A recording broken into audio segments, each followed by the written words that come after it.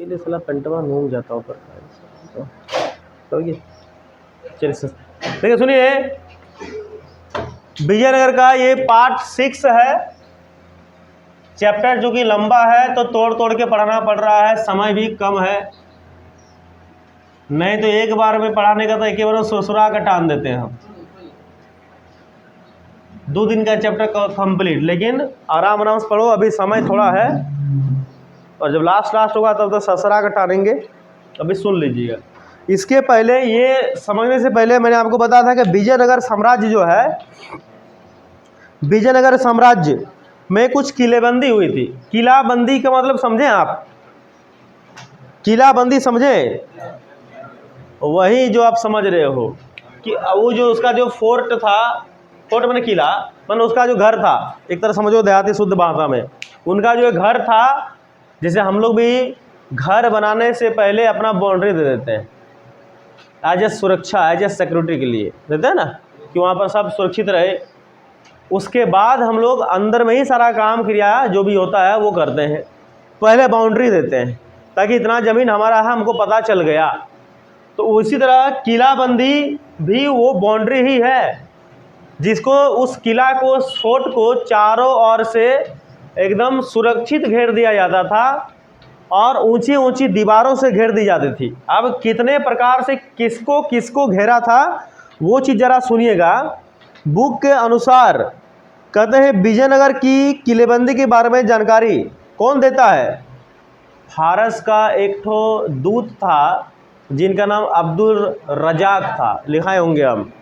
फारस का एक दूत है अब्दुल रजाक।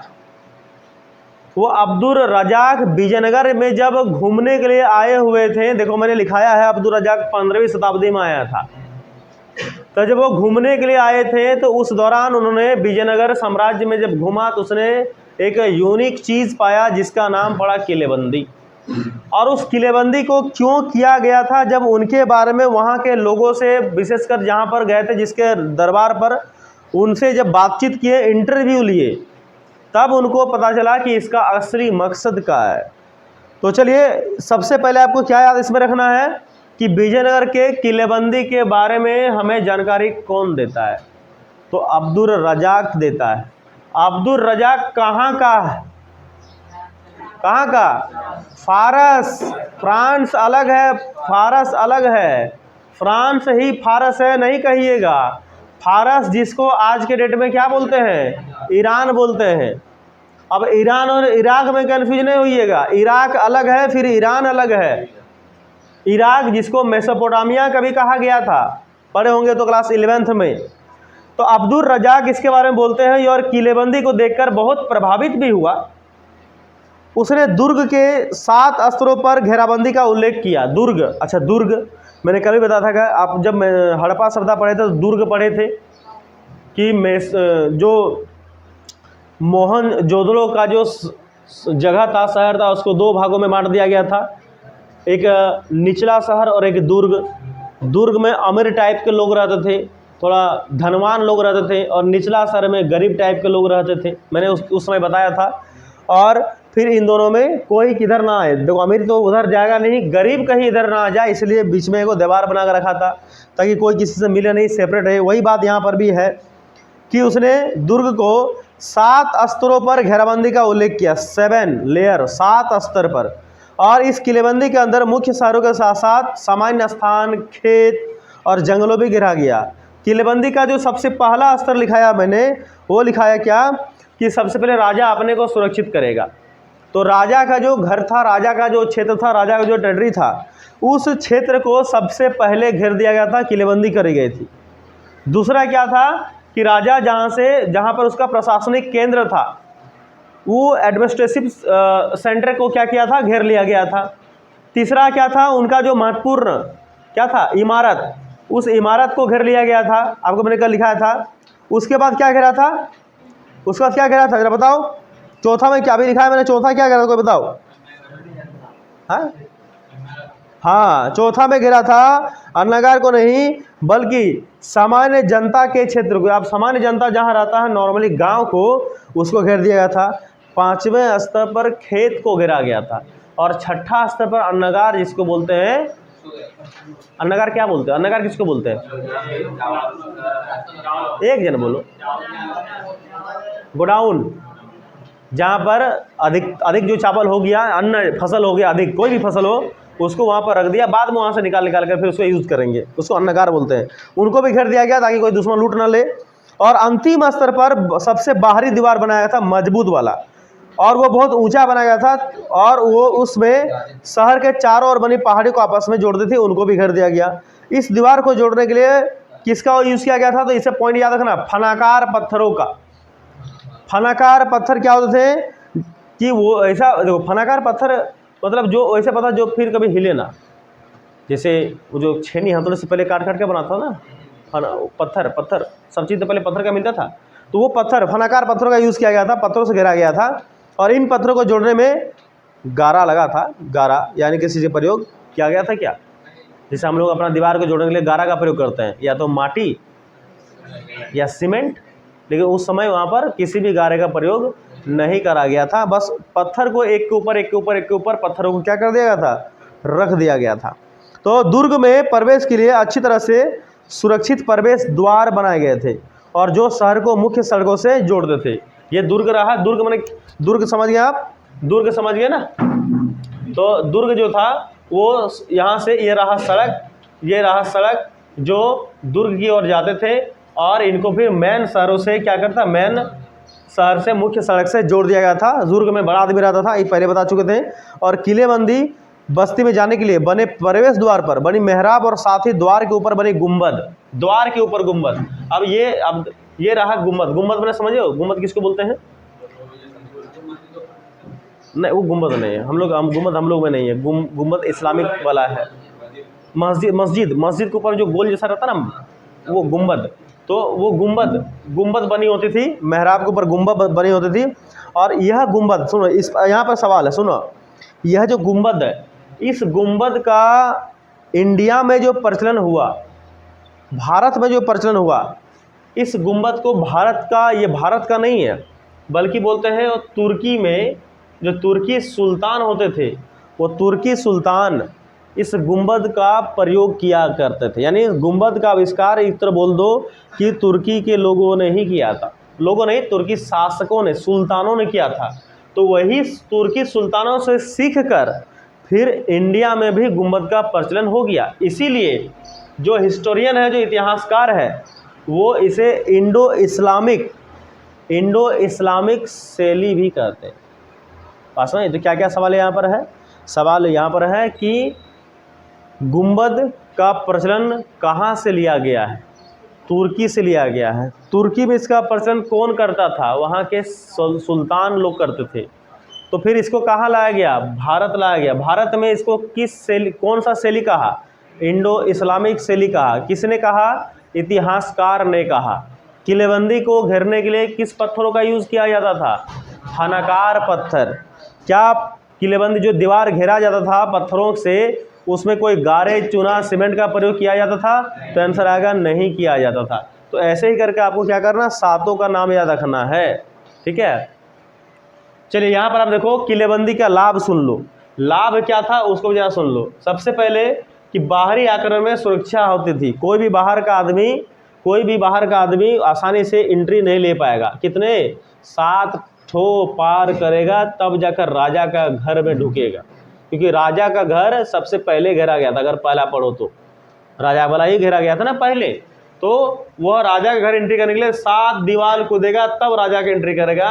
तो बाहरी आक्रमण ना हो, और अगर हो भी जाए तो दीवार को पार ना कर सके, इसीलिए वहाँ पर किलेबंदी करे गए थे। दूसरा लाभ है कि जो अन्नागार रखा था, जो फसल था, पहले तो फसल की सुरक्षा होगी, जितने भी फसल लगाए गए हैं सबसे पहले फसलों की सुरक्षा हो जाएगी, इसलिए किलेबंदी की गई। देखो इसमें कुछ चीज़ें हम लोग का भी तो है, हम लोग भी तो यही कारणों से तो करते हैं ना किलेबंदी। हम लोग किलेबंदी नहीं करते, हम लोग बाउंड्री घेर देते हैं यही कारण से कि कोई बाहरी आदमी एंट्री ना ले ले। फसल जो घर में लगाएंगे, कुछ थोड़ा बहुत लगाता है फसल बहुत आदमी, वो फसलों को कहीं कोई बाहरी जानवर छागर पटरू न चर ले। घुसपैठिया से सुरक्षा, कोई चोर डकैत रात में न घुस जाए, दिक्कत ना कर दे। और अन्नगार की सुरक्षा, या अगर हमारे घर में गोदाम वोदाम हो, हम लोग को थोड़ा सा और आगे का आदमी हो, तो वो अन्नगार को कहीं लूट ना ले। तो ये सारे चीज़ कहीं ना कहीं हम लोग से ही मेल खाती है प्रैक्टिकल लाइफ से। तो इनको अपना वाला जोड़ के देखो, याद हो जाएगा। और दूसरा है, अगर लाभ कहीं पर है तो हानि भी है। क्या हो गया है, करना क्या कर रहा है? फिर ऊपर वाला लाइट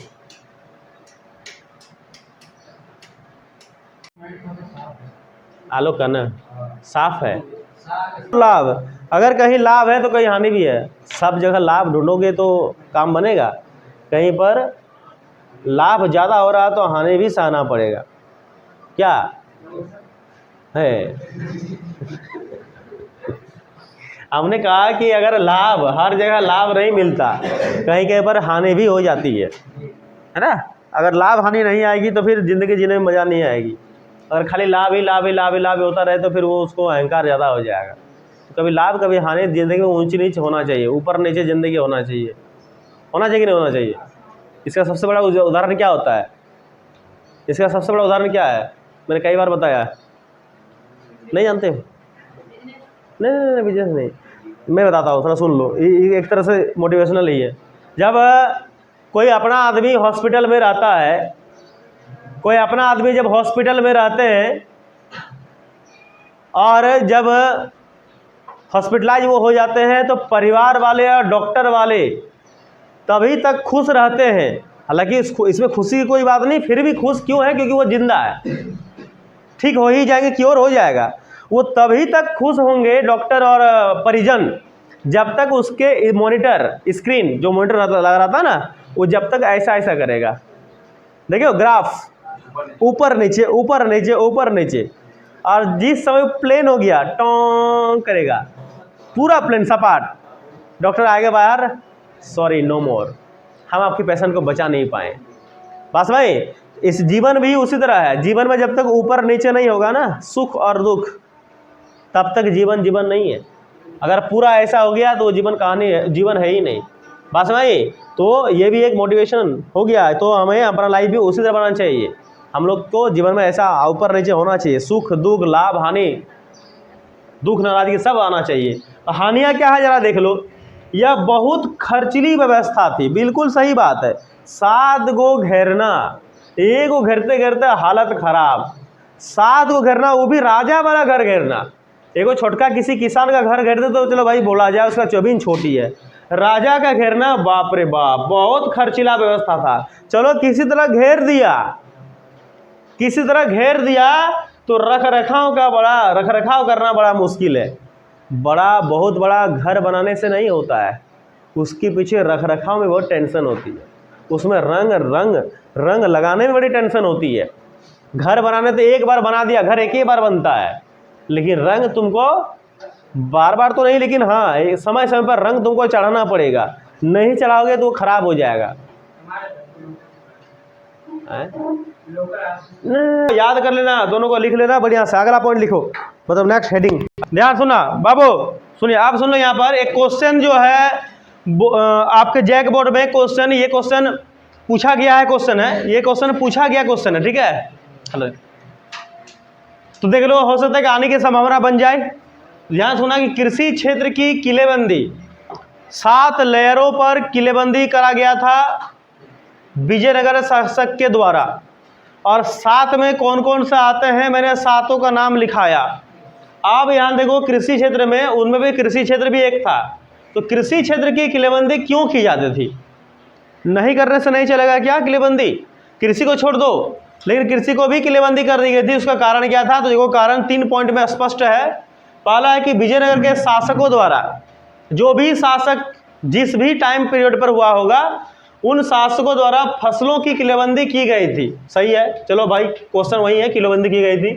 ताकि, क्यों की गई थी आप सुनो, ताकि दो बार बोला गया तो लोग मजाक कर दोगे हैं।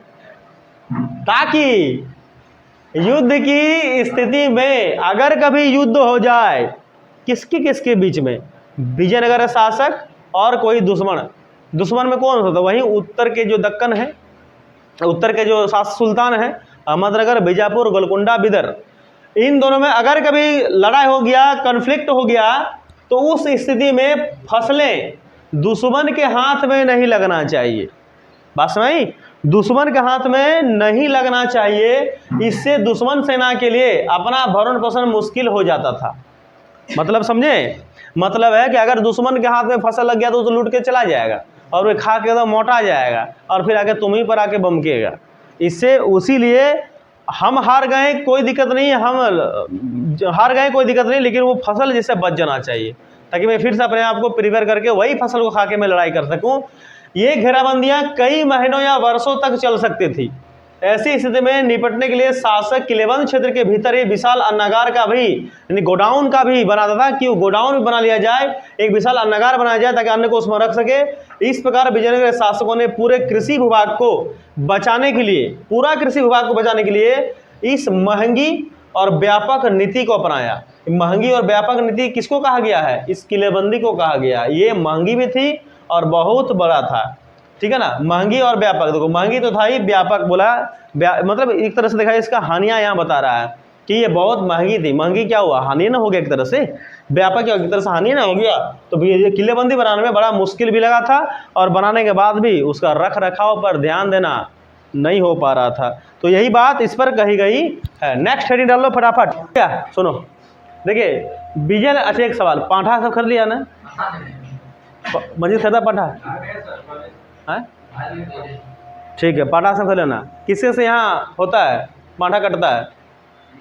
सबके यहाँ? वाह, बहुत सुंदर लगा सुनकर हमें। तुम्हारा तो रोज ही कटता है। आइए, विजयनगर का स्थापत्य तो जरा सुन लो कि विशाल इमारत और मंदिर, विशाल इमारत और मंदिर। विजयनगर के सभी राजकीय केंद्र, सभी राजकीय केंद्र का मतलब होता है इस तरह मानो समझो कि विजयनगर का जितना भी ऑफिस था। अब देखो राजा इतना बड़ा इलाका में, जैसे भारत को देख लो, भारत में एक राजा है प्रधानमंत्री, देखो सोचने में ध्यान दो, एक राजा है प्रधानमंत्री और इतने बड़े हैं, विशाल है हमारा इंडिया, महान इंडिया। अब उसमें हर जगह तो प्रधानमंत्री जो भी जिस वक्त जो प्रधानमंत्री बनेंगे, अभी फिलहाल के लिए नरेंद्र मोदी साहब जी, वो तो हर जगह विचरण तो नहीं कर सकते ना, हर जगह घूम तो नहीं सकते हैं। इसीलिए हर जगह पर एक एक बाबू साहब बिठा दिए हैं, एक एक ऑफिस खोल दिए हैं ताकि वो अपने क्षेत्र के उतने सारे लोगों का डाटा या जो भी दुख परेशानियां हैं उसको पता करे और आगे ट्रांसफ़र करे। फिर वो उसके आगे करेंगे, फिर वो उसके आगे करेंगे और कहाँ पहुँच जाएंगे? मोदी साहब के पास पहुँचेंगे। उसी तरह विजयनगर साम्राज्य कम बड़ा नहीं था, बहुत ही बड़ा था। तो विजयनगर साम्राज्य में, इतने बड़े साम्राज्य में तो अकेले विजयनगर जो भी शासक होगा वो तो हर टाइम विचरण तो कर नहीं सकता है, क्योंकि उनका भी साम्राज्य के प्रति कोई दूसरा और भी काम हो सकता है, तो एक ही टाइम पर दूसरी जगह कैसे होगा। इसीलिए सभी राजकीय जो केंद्र है जो कि दक्षिण पश्चिम भाग में स्थित, याद रखना विजयनगर जितने भी राजकीय केंद्र है, जितने भी सेंटर है वो सब दक्षिण पश्चिम भाग में। विजयनगर का दक्षिण पश्चिम भाग कौन सा होगा?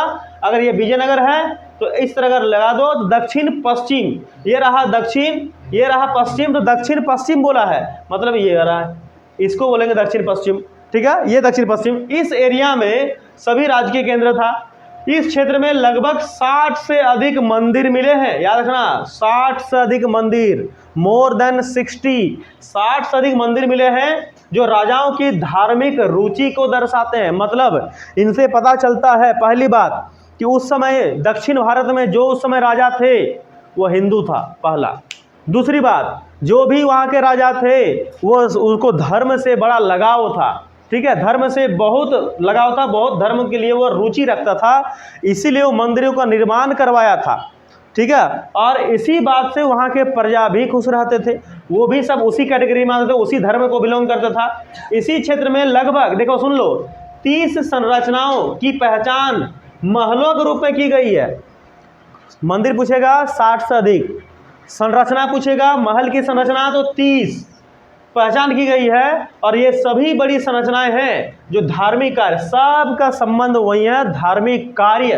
मंदिर में तो धार्मिक कार्य होते ही थे, अब जो महल मिले हैं यहाँ पर भी धार्मिक कार्य से जुड़ी, यहाँ पर नहीं होती, यहाँ लिखा कि नहीं होती थी, ये महलों में नहीं होती थी, केवल महल मंदिर में होती थी, लेकिन ये महलों में केवल रहने के लिए ही राजा राजा हो, उनके जो भी रिश्तेदार हो, जो बाहर से आते हुए होंगे, उन सब यहाँ पर ठहरते थे। या धार्मिक कार्य के लिए अलग से क्या बना दिया गया था? मंदिर। जितने धार्मिक कार्य होंगे सब मंदिर को होंगे। तो ये महल, ये विजयनगर का स्थापित विशाल इमारत और मंदिर, विशाल इमारत और मंदिर दोनों के बारे में मैंने आपको समझाया। ठीक है, इसको लिख लीजिएगा, अगर हेडिंग डाल लो। समय है ना? मैं